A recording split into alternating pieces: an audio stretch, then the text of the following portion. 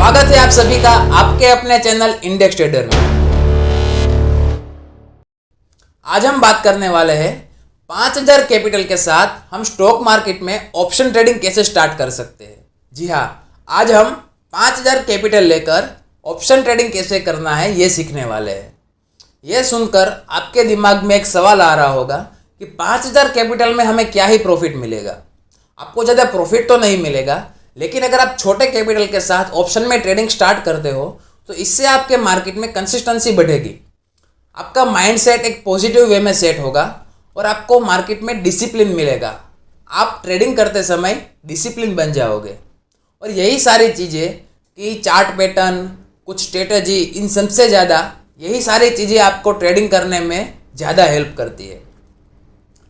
तो चलिए स्टार्ट करते हैं। सबसे पहले बात है कि हम ऑप्शन ट्रेडिंग में बाइंग करें या सेलिंग करें। चलिए ये भी आपने सोच लिया है, तो नेक्स्ट क्वेश्चन आता है कि हमें कितने लॉट में ट्रेड करना चाहिए, हमारा स्टॉप लॉस क्या होना चाहिए, हमारा टारगेट क्या होना चाहिए। चलो ये भी आपने ऊपर ऊपर से सोच लिया है, ठीक है। तो नेक्स्ट क्वेश्चन ये है कि हम निफ्टी में करें, बैंक निफ्टी में करें, और अब तो 3 और इंडेक्स एक्सचेंज ने ऐड कर दिया है जिसमें ट्रेडिंग स्टार्ट हो चुका है, finance Nifty, mid cap Nifty और सेंसेक्स।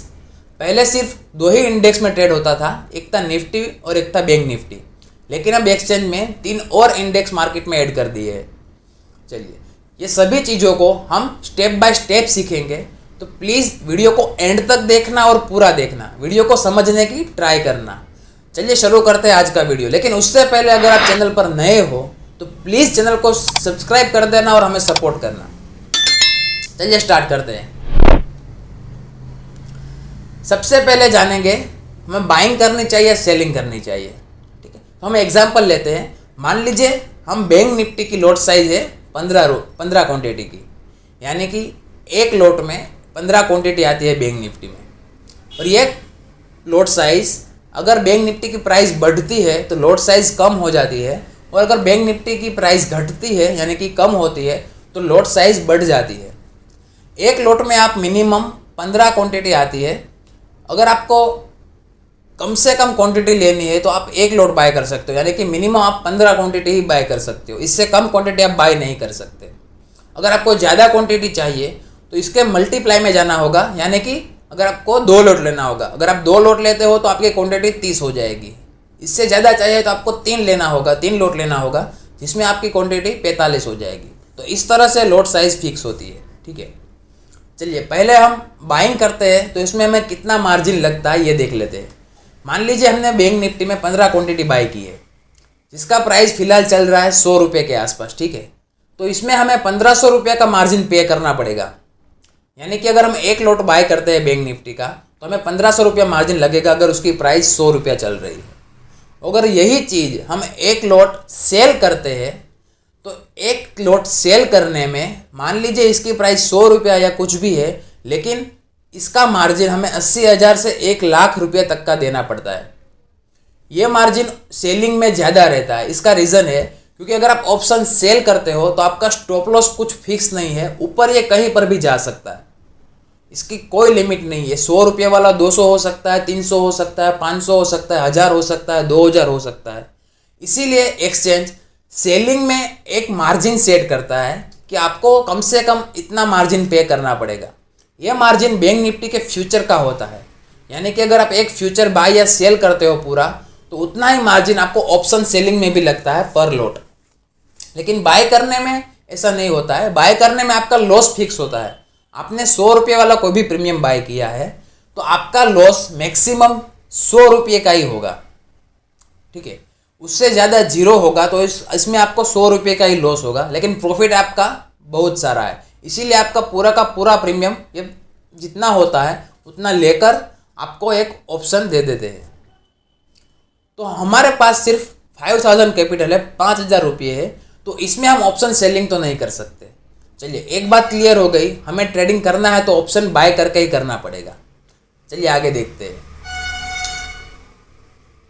अब हमें यहाँ से ऑप्शन बाइंग करना है। अब हमारा दूसरा क्वेश्चन है, हम स्टॉक ऑप्शन में ट्रेड करें या इंडेक्स ऑप्शंस में ट्रेड करें। चलिए ये भी समझ लेते हैं।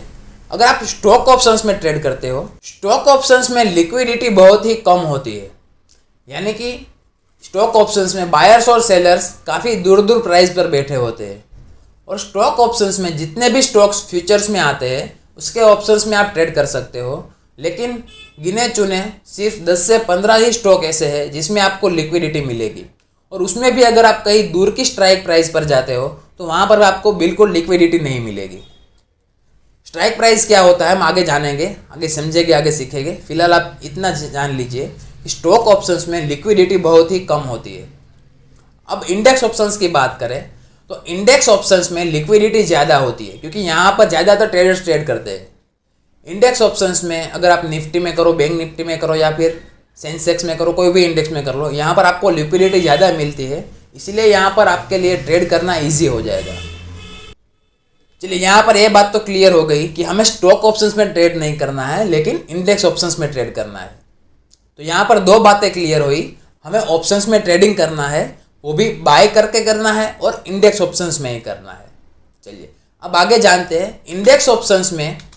इंडेक्स ऑप्शंस में निफ्टी आती है, बैंक निफ्टी आती है, फाइनेंस निफ्टी आती है, मिड कैप निफ्टी आती है, और सेंसेक्स आता है। पहले जैसा मैंने बताया कि पहले तो सिर्फ निफ्टी और बैंक निफ्टी में ही ट्रेड होता था, इसीलिए ज़्यादा कन्फ्यूजन नहीं था। लेकिन अब फाइनेंस निफ्टी में भी ट्रेड होता है, मिड कैप में भी होता है, और सेंसेक्स में भी होता है। अब यहाँ पर जान लेते हैं कि निफ्टी में वॉल्यूम कितना होता है, इसकी मूवमेंट क्या होती है। निफ्टी में टोटल गिनी चुनी इंडिया की जो टॉप 15 कंपनी है, टॉप 50 कंपनी, उसी कंपनी आती है निफ्टी के अंदर। यानी कि ये जो 50 कंपनी की स्टॉक की प्राइस अप डाउन जो होती है उस हिसाब से निफ्टी की प्राइस सेट होती है।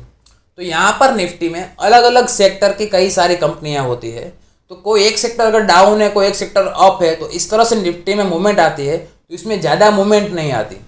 तो यहाँ पर आप बिगिनर्स हो तो यहाँ पर आपके लिए ट्रेड करना काफ़ी ईजी हो जाएगा।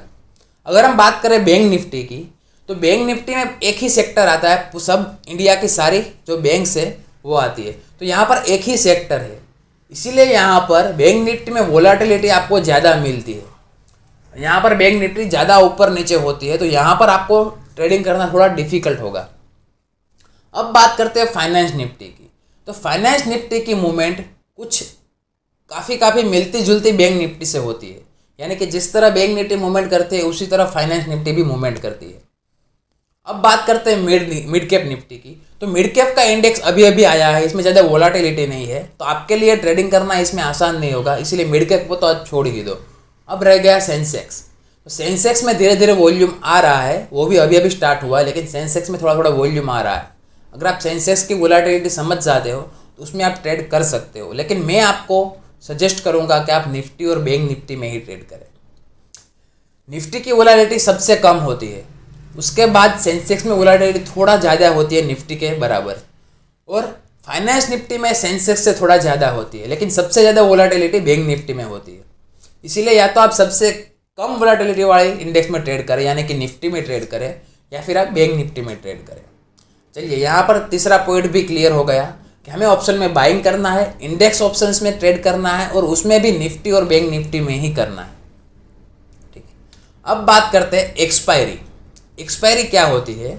मान लीजिए एक्सपायरी एक ऐसी चीज़ है जिस डेट की भी किसी भी ऑप्शन की एक्सपायरी होती है उस दिन वो एक ऑप्शन जीरो हो जाता है। अगर वो एट द मनी या फिर आउट ऑफ द मनी है, एक्सपायरी के दिन जहाँ पर भी इंडेक्स की क्लोजिंग आती है, निफ्टी या बैंक निफ्टी की क्लोजिंग आती है, तो उसका जो एट द मनी और आउट ऑफ द मनी जो भी ऑप्शन है वो जीरो हो जाएगा। स्ट्राइक प्राइस की बात कर रहा हूँ मैं, ये आपको समझाऊंगा आगे स्ट्राइक प्राइस होता क्या है। फिलहाल आप इतना समझ लीजिए कि इस एक्सपायरी के दिन कोई भी ऑप्शन होगा वो जीरो हो जाएगा, उसका premium day by day decay होता जाएगा।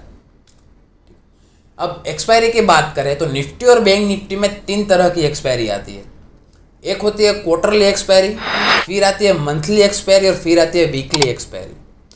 अब क्वार्टरली एक्सपायरी यानी कि 3 महीने की, स्टार्टिंग मंथ, नेक्स्ट मंथ और उससे नेक्स्ट मंथ, यानी कि आप 3 मंथ में आप 3 मंथ की एक्सपायरी में ट्रेड कर सकते हो ज़्यादा से ज़्यादा।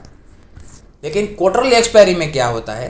क्वार्टरली एक्सपायरी में प्रीमियम ज़्यादा होता है और यहाँ पर लिक्विडिटी भी कम होती है, इसीलिए यहाँ पर आपको ट्रेडिंग करना 5000 कैपिटल के साथ ट्रेडिंग करना काफ़ी डिफिकल्ट होगा। मैं तो ये सजेस्ट करता हूँ आपके पास कितना भी कैपिटल हो, आप क्वार्टरली एक्सपायरी में कभी भी ट्रेडिंग ना करें। क्योंकि इसमें लिक्विडिटी बहुत ही कम होती है और प्रीमियम काफ़ी ज़्यादा होता है। अगर इसी तरह से मान लीजिए बैंक निफ्टी की बात करते हैं, बैंक निफ्टी में हम 48,000 का कॉल देखते हैं, ठीक है। तो 48,000 का कॉल की हम क्वार्टरली एक्सपायरी देखने जाएंगे तो उसकी प्राइस तकरीबन 700 से 800 रुपया होगा। यानी कि हमें एक लॉट बाय करना है तो उसके लिए हमें 700 से 800 रुपया उसकी प्राइस होगी, तो उस हिसाब से हमारा मार्जिन लगेगा। अगर मंथली एक्सपायरी की बात करें तो ये एक्सपायरी हर मंथ के आखिरी गुरुवार को होती है, ठीक है। मंथली एक्सपायरी एवरी मंथ के आखिरी गुरुवार को होती है। तो इस एक्सपायरी में अगर 48,000 का वही ऑप्शन देखें तो उसकी प्राइस 400 से 500 रुपया होती है। अगर आप क्वार्टरली में ट्रेड करते हो तो उसकी प्राइस 48,000 का ही कॉल उसकी क्वार्टरली एक्सपायरी में 700 से 800 रुपये प्राइस होती है। वही प्राइस मंथली एक्सपायरी में 400 से 500 रुपया होती है और वीकली में उसी ऑप्शंस की प्राइस 200 से 300 रुपया आपको मिलती है। एट द मनी की बात कर रहा हूँ मैं, एट द मनी की। यानी कि अभी 48,000 पे बैंक निफ्टी चल रहा है और 48,000 के कॉल या पुट ऑप्शन की बात कर रहे हैं। तो उस एक्सपायरी में क्वार्टरली 700 से 800 रुपया, मंथली 400 से 500 रुपया और वीकली में 200 से 300 रुपया ही उसका प्राइस होता है। तो हमारे पास सिर्फ 5,000 ही कैपिटल है, 5,000 रुपये ही है। तो हमें ट्रेड करना है वीकली एक्सपायरी में। अब वीकली एक्सपायरी में हम आपकी इन्फॉर्मेशन के लिए मैं आपको बता देता हूँ कौन से इंडेक्स में किस वीकली एक्सपायरी कब होती है, ठीक है। सबसे पहले बात करते हैं बैंक निफ्टी की। तो बैंक निफ्टी की वीकली एक्सपायरी जो होती है वो बुधवार को होती है, ठीक है। बैंक निफ्टी की वीकली एक्सपायरी हर वीक के बुधवार को होती है। निफ्टी की बात करें तो निफ्टी की वीकली एक्सपायरी हर वीक के गुरुवार को होती है। अब फाइनेंस निफ्टी की हर वीक की एक्सपायरी मंगलवार को होती है, सेंसेक्स की शुक्रवार को होती है और मिड कैप की सोमवार को होती है। इस तरह से हर इंडेक्स में अलग अलग दिन दे दिए गए हैं जहाँ पर इसकी एक्सपायरी होती है। अब बैंक निफ्टी में अगर हम बात करें तो इसकी मंथली एक्सपायरी गुरुवार को होती है। ये मैं आपको इसलिए बता रहा हूँ क्योंकि हमें ट्रेड तो वीकली एक्सपायरी में ही करना है, लेकिन एक मंथ में 4 वीक होते हैं, ठीक है। तो जो आखिरी वीक है वो मंथली एक्सपायरी गिना जाएगा। यानी कि जो 4th वीक का जो एक्सपायरी है वो मंथली एक्सपायरी में काउंट होगा, तो उसकी एक्सपायरी थर्सडे को होगी। यानी कि अगर आप किसी भी मंथ के लास्ट वीक की एक्सपायरी में ट्रेड कर रहे हो तो उसकी एक्सपायरी गुरुवार को होगी। यहाँ पर काफ़ी सारे लोग गलती करते हैं ट्रेड करने में, क्योंकि प्रीमियम आपको समझ में नहीं आ रहा होता और आपको लग रहा होगा बुधवार को एक्सपायरी है इसीलिए आपको प्रीमियम समझ में नहीं आता। लेकिन मैं ये बात आपको पॉइंट करके दिखा रहा हूँ कि वीकली एक्सपायरी जो आखिरी वीक की होती है वो मंथली एक्सपायरी में काउंट होती है, वो गुरुवार को होती है सिर्फ और सिर्फ बैंक निफ्टी में। और साथ ही में मंथली एक्सपायरी निफ्टी को भी गुरुवार को ही होती है, ठीक है। एक्सपायरी क्लियर हो गई। हमें बाइंग करना है, इंडेक्स ऑप्शंस में करना है, निफ्टी और बैंक निफ्टी में ही ट्रेड करना है और उसमें हमें वीकली एक्सपायरी चूज करनी है। अब बात करते हैं स्ट्राइक प्राइस की। स्ट्राइक प्राइस क्या होता है, ठीक है। मान लीजिए बैंक निफ्टी का 48,000 का कॉल हमें 100 रुपये पे लेना है। आपने कहीं पर देखा होगा टेलीग्राम चैनल पर या फिर कुछ सोशल मीडिया पर या फिर अपने दोस्तों से आपने सुना होगा कि मैंने 48,000 का कॉल लिया था, 45,000 का कॉल लिया था, 48,100 का कॉल लिया था, ठीक है। ये सब आपने सुना होगा। तो ये जो 48,000 है, 48,000 है, 48,1,000 है, 49,000 है, ये सब चीज़ें हैं, इसे हम स्ट्राइक प्राइस बोलते हैं, ठीक है। इसका जो प्राइस है 100 रुपया, उसे हम प्रीमियम बोलते हैं। ये ऑप्शन ट्रेडिंग का वर्ड है, इसे हम प्राइस को यहाँ पर ऑप्शन ट्रेडिंग में हम प्रीमियम बोलते हैं। तो अगर आगे कहीं पर भी मैं दोनों वर्ड का यूज़ करूँ तो आप समझ जाना, प्रीमियम यानी हम प्राइस की बात कर रहे हैं और स्ट्राइक प्राइस यानी कि जो 48,000 है, 45,000 का कॉल, 47,000 का कॉल, इसे हम स्ट्राइक प्राइस कहते हैं।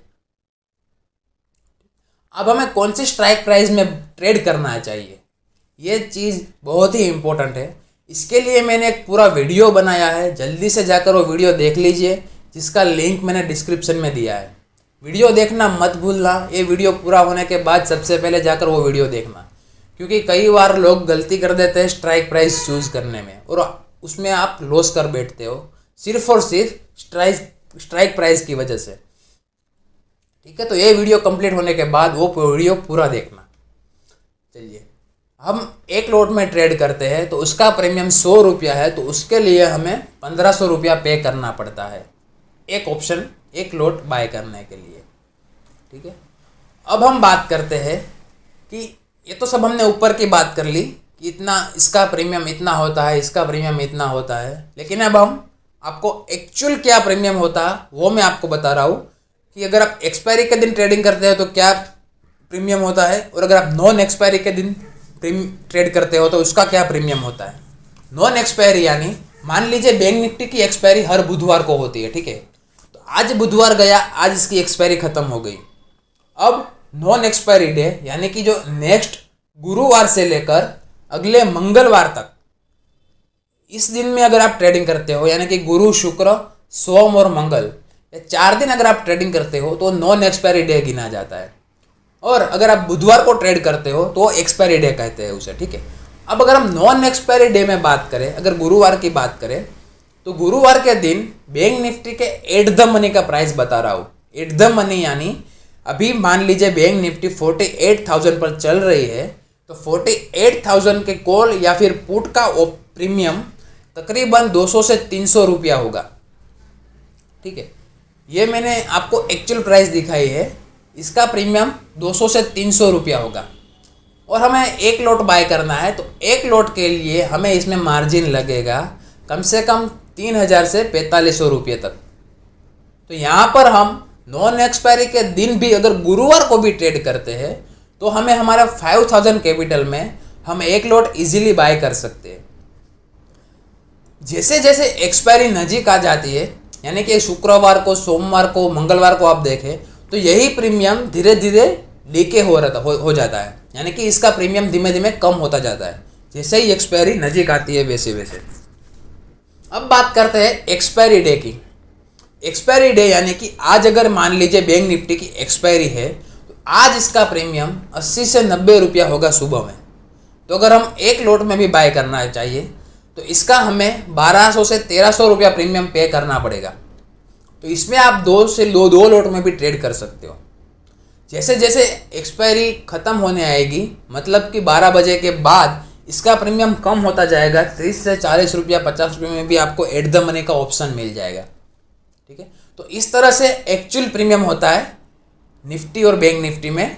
तो आप एक्सपायरी के दिन भी ट्रेड कर सकते हो और नॉन एक्सपायरी के दिन भी आप 5,000 कैपिटल के साथ सिंगल लॉट में भी ट्रेड कर सकते हो। ठीक है, ये क्लियर हो गया। यहाँ पर हम सीख गए कि हमें ऑप्शन में ट्रेडिंग करना है, बाय करना है, इंडेक्स ऑप्शंस में ट्रेड करना है, निफ्टी और बैंक निफ्टी में ही ट्रेड करना है और वो भी वीकली ऑप्शंस में ही ट्रेड करना है। अब बात करते हैं हमें लॉट कितना लेना है, हमें रिस्क कितना लेना है, स्टॉप लॉस कहाँ पर लगाना है और टारगेट कहाँ पर सेट करना है।